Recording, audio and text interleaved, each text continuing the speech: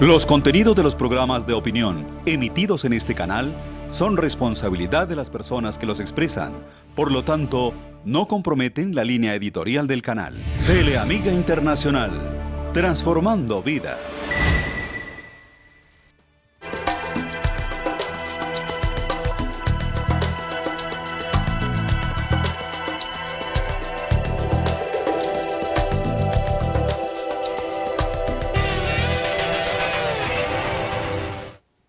Buenas noches, bienvenidos a Mesa de Opinión. Este año la Constitución de 1991 cumple 25 años de haber sido expedida. Se convierte en la segunda más antigua que hemos tenido después de la Carta Política de 1886. Para entonces, cuando cumpla los 25 años el 4 de julio, pues se dirá mucho de ella. Preparémonos antes para saber con la mayor seguridad posible cuál es la importancia de la Constitución y cómo incide en la vida de todos nosotros. Pues bien, vamos a conversar con el profesor Fernando Galvis Gaitán sobre esos dos temas. Profesor, buenas noches. Buenas noches. La Constitución es algo así como el mayor programa que tiene el Estado. Sí, es la Carta Magna, es la que resume las ideas, los lineamientos, lo que debe ser, es un acuerdo sobre lo fundamental. Por eso la llaman ley de leyes. Por eso la llaman ley de leyes, ley superior sobre todas las demás, y es tan importante que si nos planteáramos una hipótesis que no existe hoy en día en el mundo, que Colombia y otros países y otros estados no tuvieran constitución, ¿cómo sería el funcionamiento de ese estado? Pues no habría estado realmente. No habría estado. De la Constitución depende todo el ordenamiento jurídico restante. Exactamente, porque es la norma superior, el artículo 4 de la Constitución lo dice. Prima las normas constitucionales sobre las demás disposiciones jurídicas que existan en el país. Dentro del Estado, como que no hay un programa superior al contenido en la Constitución, es como la máxima planeación. Es la máxima planeación porque podríamos decir que la Constitución tiene por finalidad determinar cuáles son los principios y los fines del Estado y cómo se consiguen, por qué medios. Y eso es lo que se hace en la Constitución de Colombia y en todas, es decir, cuáles son los fines del Estado y cuáles son las entidades y cómo lo van a hacer para conseguir esas finalidades. En consecuencia, ¿cómo está estructurado, cómo está conformado? La Constitución está conformada de lo que llaman una parte dogmática, con los principios, con los derechos, con los deberes, con la protección de los derechos. Como con la deberes, filosofía. Como con la filosofía, y otra que es la orgánica, donde están los órganos. Y como un preámbulo donde se trazan las grandes directrices que todos debemos conocer. Sí, que también es vinculante, que también hace parte de la Constitución. Entonces, eso significa que la Constitución debe interesarnos a todos y la Constitución nos afecta a todos. Nos debe interesar y nos afecta a todos porque si, por ejemplo, nosotros no sabemos que tenemos libertades, no vamos a gozar de ellas, ni las vamos a exigir. Si no sabemos que tenemos derechos y hay personas que no saben que tienen derechos, ¿cómo los van a exigir? Si hay personas que no saben que tienen deberes, ¿cómo se los podemos exigir?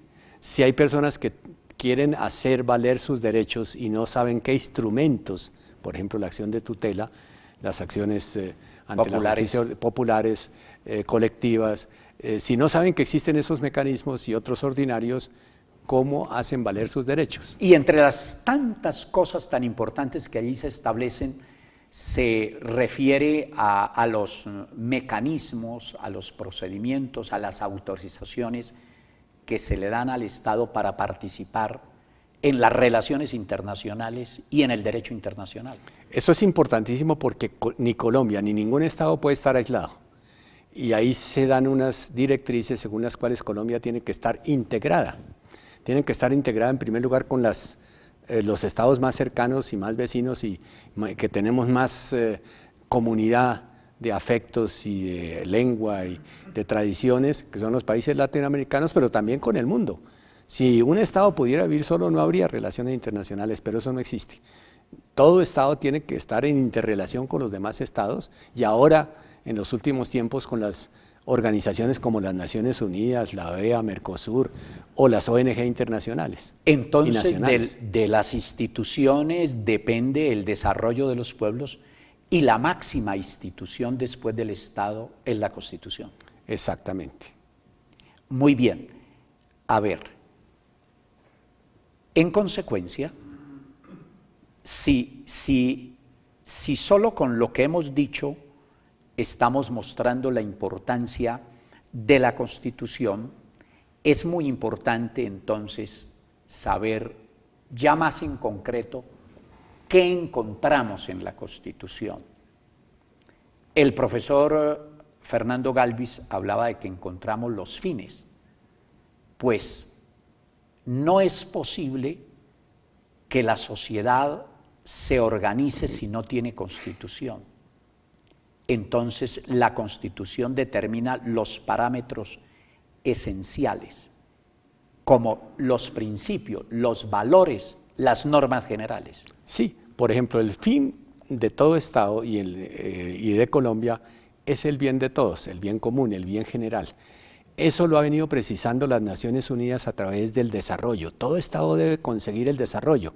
Lo han hecho en lo que llaman el tercer milenio, las Naciones Unidas, que es superar todos los problemas que hay en materia de vivienda, de salud, de educación, de desnutrición, superarlos en un tiempo corto, porque no puede la humanidad seguir viviendo con esas falencias, con esas fallas tan grandes. Y hay en el Estado unos fines necesarios y unos fines contingentes. Dentro de los fines necesarios, uno fundamental es el de la seguridad, la paz.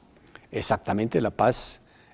Podríamos decir que en él ya confluyen todos los otros derechos. Si no tenemos paz, ¿cómo podemos educarnos? ¿Cómo podemos ir a una clínica, a un hospital? ¿Cómo podemos tener vivienda si la podemos perder por un atentado terrorista, por una bomba? ¿Cómo podemos vivir bien si estamos siempre atemorizados? Y eso es muy importante que lo entendamos en todas las épocas, pero fundamentalmente en esta coyuntura, cuando no solamente debemos soñar, sino llegar a la paz. Es el anhelo, creo que de todos los colombianos, que haya diferentes maneras de concebirlo, pero creo que todos coincidimos en que debemos vivir en paz. Y hay algunos, como nosotros dos, que nunca hemos vivido en un estado en paz. Ojalá que nuestras generaciones que nos sigan puedan vivir en paz. Y un fin esencial del Estado, plasmado en la Constitución, es la justicia. ¿Y cómo es de importante ese factor en un país como el nuestro, donde la justicia es tan escasa? Pues bien, eso nos lleva a otro punto vital que debemos entender todos los colombianos. Una cosa es la hoja de papel, la Constitución escrita, y otra es la Constitución real, la que vivimos a diario. Eso y mucho más después de la primera muy pequeña pausa aquí en Mesa de Opinión. Ya regresamos.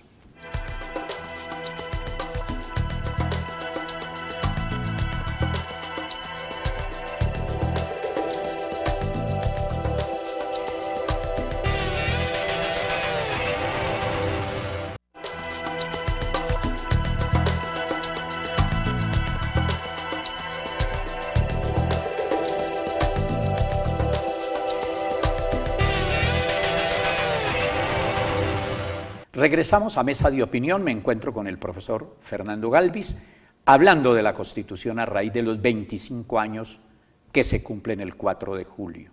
Y habíamos dejado planteado un tema muy importante, lo que es la Constitución real, el ser, frente al deber ser, que es la Constitución escrita. Y ese punto es muy importante que lo tengamos en cuenta para que trabajemos y luchemos todos los días porque la Constitución formal, la hoja de papel, coincida, haga coincidir con ella la Constitución material, la real. Esa es una gran diferencia que tenemos entre Colombia y un país adelantado, que en un país adelantado coinciden la hoja de papel y coincide la realidad. En Colombia nos quedamos mucho en los buenos deseos, en las cosas que queremos hacer, pero que en realidad no hacemos. Es lo que pasa con la justicia. La justicia está bien diseñada, hay buenos órganos, hay buenos funcionarios, pero falla. Y tenemos normas y tenemos funcionarios. Entre lo que está escrito en la Constitución, lo que está escrito en la ley sobre la justicia y la práctica, hay una diferencia enorme. En ninguna parte se dice que uno tiene que esperar 9 o 10 años para que le decidan un proceso, o 5 o 6 años para que le decidan rápidamente un proceso. Y tiene la Constitución muchas cosas positivas que aquí en algunos programas vamos a analizar. Por ejemplo, es una Constitución muy garantista. Es una de las características importantes de la Constitución. Pero es muy larga. No me parece, porque tiene lo esencial. Y si se la comparamos con la del 86, las modificaciones apenas fueron de un 20% que es sustancial. Me refiero al número de artículos. Esta tiene 380, la anterior tenía solo 218. Y el promedio de las constituciones en el mundo, de los países desarrollados, es más o menos de 150 artículos. Nosotros hemos tenido una idea de que lo que no está en la Constitución no existe.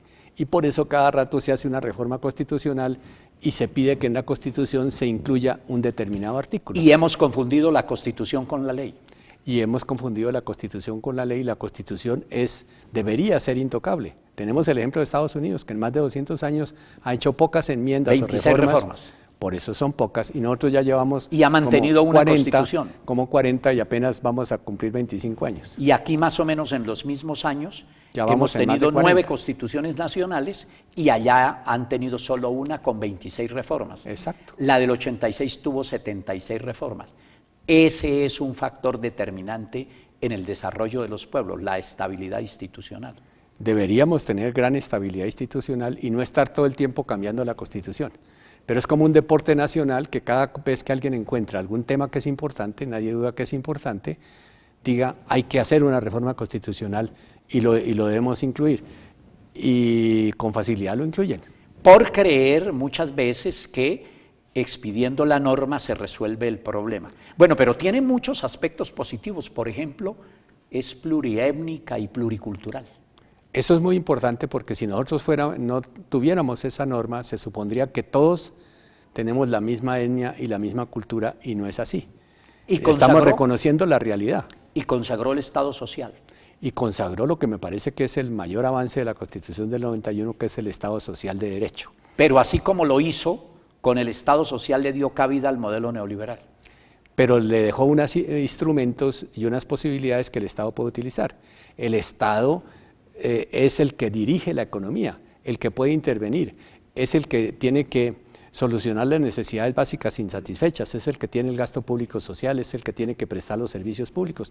Con esas herramientas cualquier gobierno puede hacer un magnífico trabajo, y un magnífico trabajo para todos, de beneficio para todos. Yo dije alguna vez en uno de mis libros que la Constitución del 91 emborrachó al pueblo de democracia formal para separarlo más de la real. Pero creo que es como un poco exagerado, porque lo que se buscó fue que la democracia fuera no solamente representativa, que ya la teníamos, sino participativa, y eso me parece que es un avance, porque no solamente escogemos a los gobernantes, sino que ahora podemos participar en el control, y podemos participar en la misma normatividad, podemos hacer leyes, podemos hacer reformas constitucionales, podemos revocarle el mandato a un mal alcalde, por ejemplo, podemos hacer una cantidad de cosas que antes no podíamos hacer. Pero la venta de la gran parte de los activos del Estado se debe a la Constitución, porque cuando le da vía libre al modelo neoliberal, autoriza las privatizaciones. Sí, pero eso depende del gobierno. Por ejemplo, si es el caso de Isagen, fue el gobierno el que se empeñó en venderla. Pero es que Isagen no es un hecho aislado, lo hemos vendido casi todo lo que podíamos vender se ha vendido a partir de la vigencia de la Constitución. Pero eso es culpa no de la Constitución en sí, sino de los gobiernos. Si los gobiernos dicen vendamos todo, pues lo venden. Si los gobiernos dicen conservémoslo, no. Pero si no hubiera sido por esas puertas que la Constitución le abrió a las privatizaciones y al modelo neoliberal, no tendrían los instrumentos para poder vender no solamente a Isagen, sino a Carbocol y a tantas empresas del Estado que han vendido. Así es. Muy bien. Son, como ustedes se podrán dar cuenta, muchos los temas. Por ejemplo, uno negativo, la Constitución prohíbe las rentas nacionales con destinación específica. En un artículo concretamente, mírenlo, en el 359, pero alrededor de la Constitución lo que hace ella contradictoriamente con esa disposición es autorizar las rentas con destinación específica. Y dirán ustedes, ¿pero qué importancia tiene eso? Pues que cuando el Estado va a hacer los presupuestos, el margen de acción que tiene es muy escaso, porque según un estudio que se ha hecho al respecto, el 93% de las rentas nacionales tienen destinación específica. Vamos muy bien en un balance que debemos ir haciendo todos nosotros. Lo seguimos haciendo aquí, en Mesa de Opinión, después de la última muy pequeña pausa. Ya regresamos.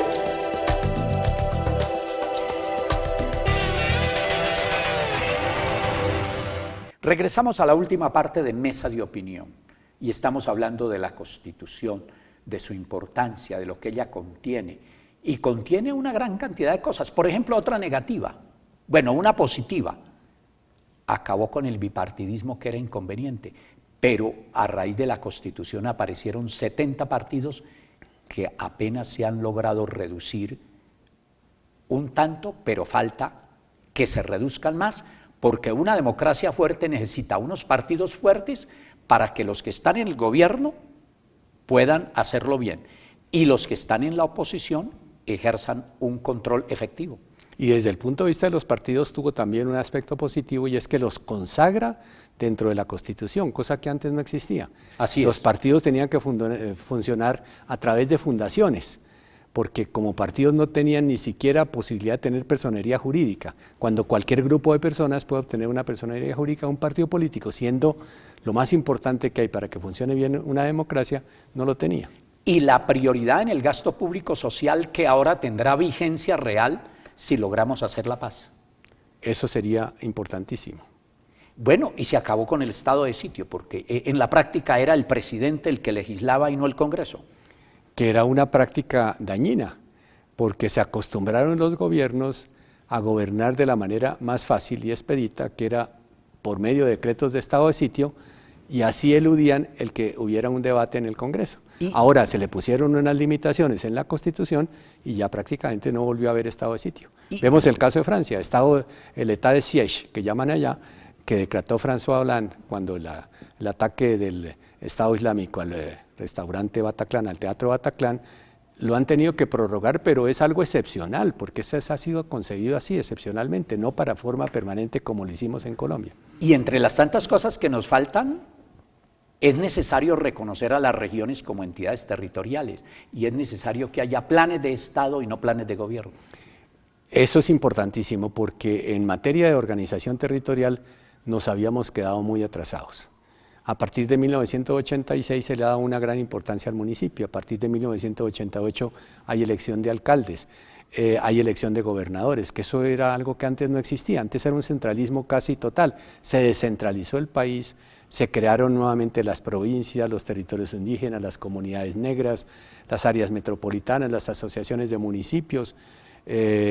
Avanzamos en descentralización, pero todavía en ese sentido nos falta mucho. Exactamente, todavía nos hace falta mucho, pero ya dimos un paso. Y tal vez si seguimos dando pasos adelante, cada vez vamos a tener un mejor país desde el punto de vista de la organización y las formas de Estado. Le dimos más importancia a los municipios en la Constitución. Exactamente, antes tenían muy poca importancia. Colombia, por ejemplo, tiene apenas 1.110 municipios. Perú, que es un país vecino y más pequeño que Colombia, más grande que Colombia territorialmente, con menos habitantes, tiene más. Y si nos comparamos con España, España tiene 16.000 municipios, Francia tiene 32 o 34.000 municipios, Alemania tiene miles de municipios, Estados Unidos tiene 170.000, 180.000 municipios, y aquí nos quedamos con muy poquitos municipios legalmente reconocidos. Hay muchas más instituciones, pero legalmente no están reconocidas como municipios. Y el municipio es la presencia del Estado donde están las personas. Es lo más importante para las personas, para los ciudadanos. Y entre lo que debemos quitarle a la Constitución se encuentra la circunscripción nacional para el Senado. Sí, estamos de acuerdo porque la circunscripción nacional tuvo una buena idea, era una buena idea, pero desde la Asamblea Nacional Constituyente se previó que iba a encarecer los costos de las elecciones. Y eso hace que sea muy difícil elegir una persona que realmente tiene todas las cualidades, pero que no tiene el dinero para hacer la campaña. Y se debe suprimir la gran dispersión administrativa que existe y muchas cosas más se le deben reformar manteniéndolo vigente. Pues bien, gracias profesor Fernando Galvis por acompañarme. Esta es apenas una visión de muchos aspectos entre los tantos que contempla la Constitución y que nos hace ver la importancia de la misma y de cómo incide en la vida y en el desarrollo del país y de cada uno de nosotros. Profesor, muchas gracias. Muchas gracias a usted, doctor Ricaurte. A ustedes, como siempre, muchas gracias por permitirnos entrar en sus hogares. La próxima vez estaremos desarrollando algunos de estos temas para prepararnos cada día más en el campo no simplemente de la política, que ya es un gran avance, en el campo de la comprensión de los fenómenos que corresponden a todos, y entre ellos juega un papel determinante la Constitución. Feliz noche, nos vemos de hoy en 8 días. Hasta entonces, que descansen.